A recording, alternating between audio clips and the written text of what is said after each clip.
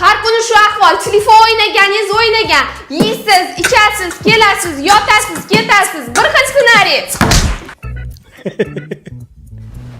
Yana telefon o'ynab o'tiribsizmi? Qachonda bir ishni boshini tutasiz. Ish ham mayli, bunday bir romantika qilishni ham bilmaysiz, ey.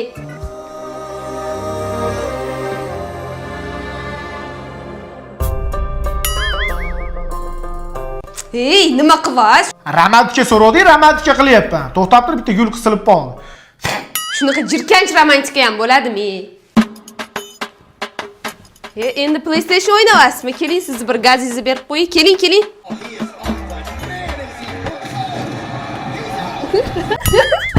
Xotin qachon uyga ketasan? Ha, nimaga ketamanmi? Ha, mol eriga qo'l ko'tarding, nakavt qilib qo'yding. Bir umr qolaman, keyin ketaman. Yuring, mana bu yoqqa gap bor sizda.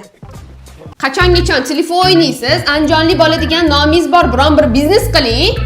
To'g'ri aytasan, anjanli bola deb logo qilaman-da, yaxshi bitta narsa ishlab chiqaraman. Men ketdim.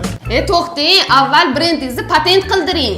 Assalomu alaykum. Intellektual biznes patentlash markaziga xush kelibsiz. Aka, agar brendimni patent qildirmasam nima bo'ladi? Agar brendingizni vaqtida patentlab qo'ymaydigan bo'lsangiz, sizning nomingizdan hamma viloyatda xohlagan odam foydalansa bo'ladi. Eng yomon tarafi, sizdan oldin patentlab qo'yishsa, siz birinchi ochgan bo'lsangiz ham nomingizni o'zgartirishga majbur bo'lasiz. Yetmaganiga katta miqdordagi shtrix to'lashingiz mumkin.